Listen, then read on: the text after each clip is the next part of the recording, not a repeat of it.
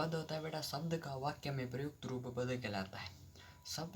शब्द आप कौन सा भी लिख सकते हो, जैसे हमने ले लिया कै बेटा एक शब्द है, ये सबको पता है। हमने ले लिया कै, प्लस में ए एक शब्द है, ठीक है, और प्लस में मैं एक शब्द है, प्लस में ए शब्द होगा, शब्द है ना बेटा, प्लस में ले और प्लस में ए। बेटा कै एक शब्द है, शब्द यानी वर्ड शब्द। ए एक शब्द है, मैं शब्द है, ए शब्द है, ले शब्द है और ए शब्द है। बेटा कै और ए मिलकर क्या बनता है, कै ही बनता है। मैं और ए मिलकर मैं बनता है और ले और ए मिलकर ले बनता है। तो ये प्लस में क्या हुआ, नाम बना ना कमल। यानी बेटा शब्द से वाक्य में प्रयुक्त हुआ, यानी वर्ड से सेंटेंस में प्रयुक्त हुआ या परिवर्तन हुआ है, उसे पद कहते हैं। ठीक है, समझ में आ गया होगा। पद किसे कहते हैं बेटा, शब्द का वाक्य में प्रयुक्त रूप से पद कहलाता है। शब्द का वाक्य में प्रयुक्त रूप पद कहलाता है। ठीक है बेटा, पदों के भेद, हमने पद पढ़ लिया बेटा। पद वही इतना है, ये सब आपको याद करना पड़ेगा, कोई इलाज नहीं। फिर पदों के भेद। पदों के भेद होते हैं बेटा दो, विकारी और अविकारी। मैंने बता दिया पद या शब्द, तो शब्द के भी भेद हो सकते हैं। ये शब्द के भेद कितने होते हैं, विकारी शब्द और अविकारी शब्द।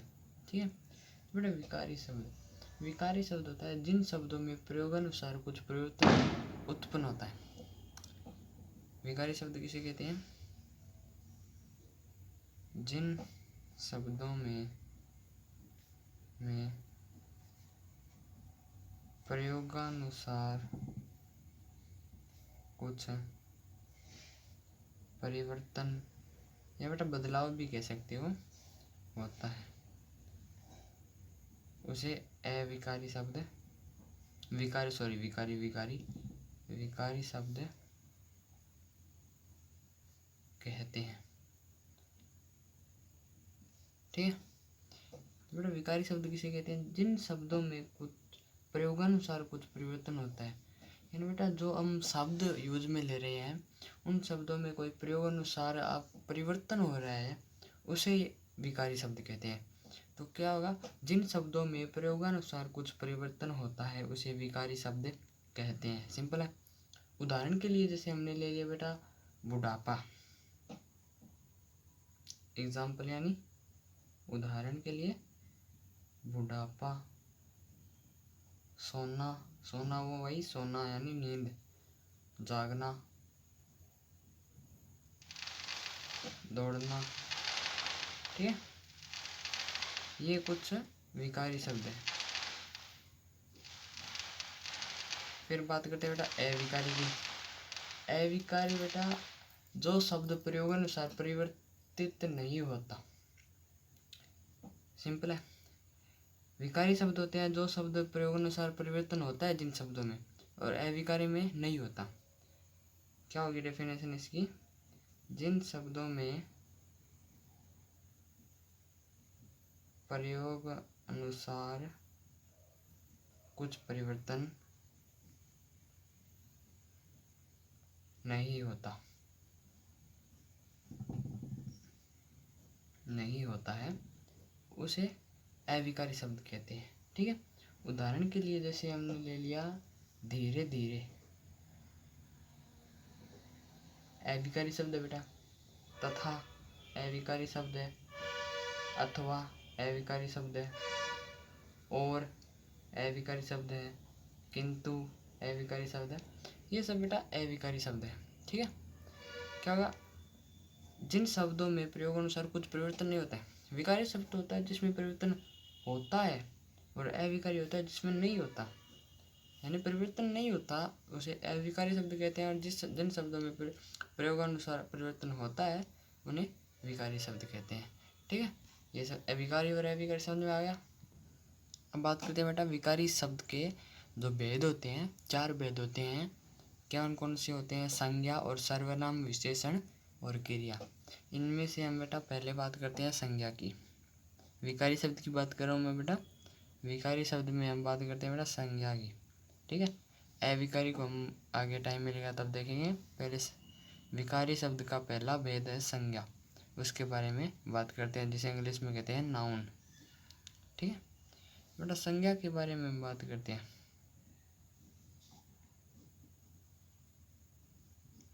संज्ञा होती है बेटा कि जिससे किसी विशेष वस्तु, भाव और जीव के नाम का बोध हो।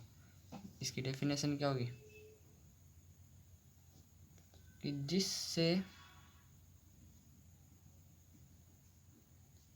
जिससे किसी विशेष वस्तु, भाव, कॉमा लगा देना बेटा, और जीव के नाम का बोध हो, उसे संज्ञा कहते हैं। संज्ञा की डेफिनेशन है बेटा, जिससे किसी विशेष यानी जरूरी या अर्जेंट विशेष वस्तु जैसे हमने वस्तु के बारे में जो बात करते हैं, जैसे टेबल हुई यानी मेज हो गई, या पेन हो गई, या वस्तु तो बहुत होती है बेटा, पंखा, जैसे गेट, ये वस्तु ही है। भाव यानी बेटा मन के जो भाव होते हैं, मन में जो अगर कोई जैसे खुशी हुई, हमारे मन में कोई खुशी है तो वो बेटा भाव है। हमारे मन में कोई दुख है तो वो बेटा भाव है। हमारे मन में प्रेम है वो भाव है, ठीक है। जीव तो बहुत सारे होते हैं बेटा, कोई टेंशन की बात नहीं है। जीव से जैसे हमने बात करते हैं हम जीव के बारे में, जैसे कोई जीव है, गाय जीव है, सिंपल है। और जैसे भेड़ है, बकरी है, जीव है, कोई टेंशन की बात नहीं है, उसे जीव कहते हैं, ठीक है। यानी जिस संज्ञा की डेफिनेशन होगी, सिंपल है बेटा, जिससे किसी विशेष वस्तु, भाव, जीव का नाम का बोध प्रकट हो, उसे संज्ञा कहते हैं। यानी जिसमें वस्तु का नाम हो, भाव का नाम हो, जीव का नाम हो, उसे संज्ञा कहते हैं। जिन नामों का इनका बोध हो, इसमें बोध हो, उसे कहते हैं। उदाहरण के लिए बेटा हम एग्जाम्पल के लिए ले लेते हैं, जैसे राम अयोध्या के राजा थे। राम अयोध्या के राजा थे। बेटा राम अयोध्या, एक तो बेटा राम हो गया, जीव हो गया यानी मनुष्य हो गया, अयोध्या स्थान हो गया, कोई टेंशन की बात नहीं है, राजा कोई तो है बेटा, ठीक है। फिर दूसरा है मोहन विद्यालय में पढ़ता है। मोहन विद्यालय में पढ़ता है, ठीक है। मोहन विद्यालय में, ठीक है। हिमालय एक ऊंचा पर्वत है। हिमालय एक ऊंचा पर्वत है। बेटा बाकी उदाहरण मेरे नोट्स में मिल जाएगा, आपको नोट्स हैं, पीडीएफ मिल जाएंगे। इन नंबरों पे आप पीडीएफ मंगा सकते हो, ठीक है। 3 एग्जाम्पल हो गए। बाकी बेटा मैं इनके नोट्स दे दूंगा आपको, पीडीएफ दे दूंगा, कोई टेंशन की बात नहीं है। फिर आगे हम बात करते हैं बेटा संज्ञा के भेद।